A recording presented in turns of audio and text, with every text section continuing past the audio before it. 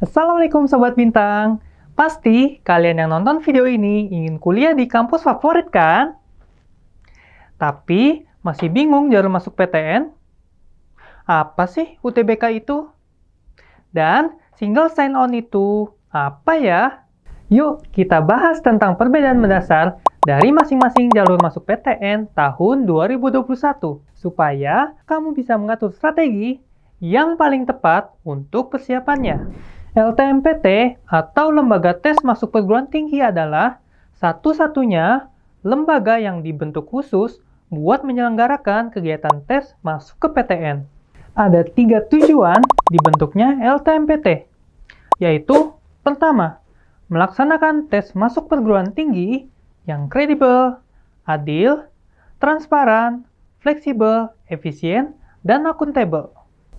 2. Membantu perguruan tinggi untuk memperoleh calon mahasiswa yang diprediksi mampu menyelesaikan studi di perguruan tinggi berdasarkan nilai akademik dan atau prestasi siswa lainnya.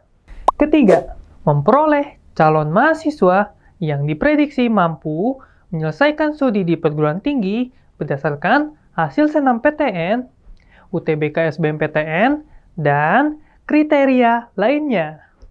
Dan di tahun 2021, alhamdulillah ada tambahan 32 politeknik negeri yang bergabung ke LTMPT dalam seleksi calon mahasiswanya.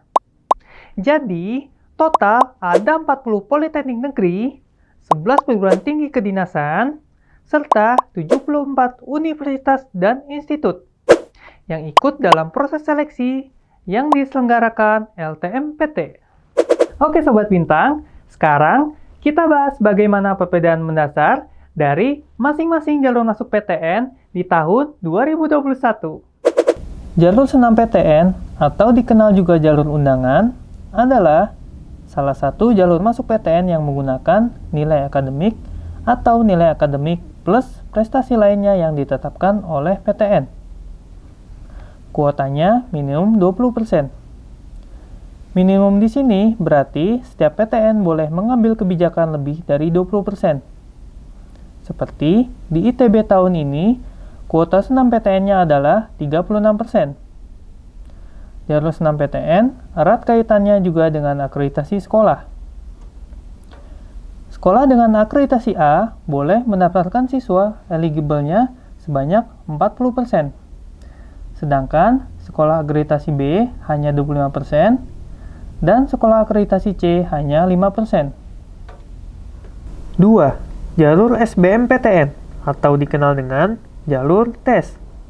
Kamu harus ikut ujian tesnya yang disebut UTBK atau ujian tulis berbasis komputer. Kuotanya minimum 40%. Dan setiap PTN bisa berbeda kebijakan kuota SBMPTN-nya.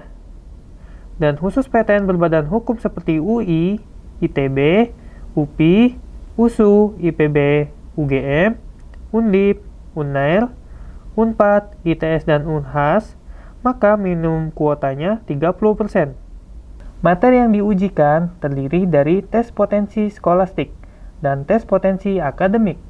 3. Jalur seleksi mandiri, yaitu jalur masuk PTN di mana setiap PTN membuat sendiri seleksi masuknya.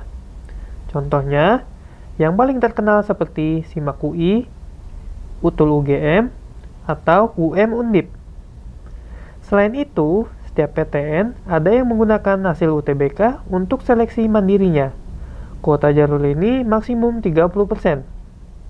Maksimum artinya, PTN tertentu boleh tidak membuka jalur seleksi mandiri. Dan khusus PTN berbadan hukum, kuota maksimumnya hingga 50%.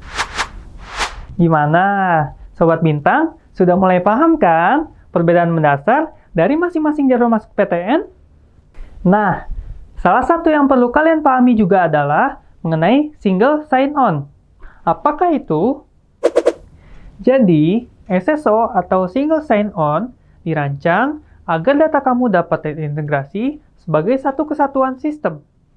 Caranya, kamu registrasi dulu melalui laman portal LTMPT dan nantinya data tersebut terintegrasi saat nanti kamu daftar SNMPTN maupun SBMPTN. Akibatnya, Sistem SSO ini membuat seseorang tidak bisa daftar di 2 jalur masuk. Misal, kalau sudah daftar di senam PTN dan kamu keterima, maka otomatis kamu tidak akan bisa daftar di SBMPTN. Oke Sobat Bintang, itu dia perbedaan mendasar dari masing-masing jalur masuk PTN. Semoga informasi ini bermanfaat dan kakak doakan kamu bisa kuliah di PTN impian kamu ya. Sampai jumpa di video selanjutnya. Wassalamualaikum warahmatullahi wabarakatuh.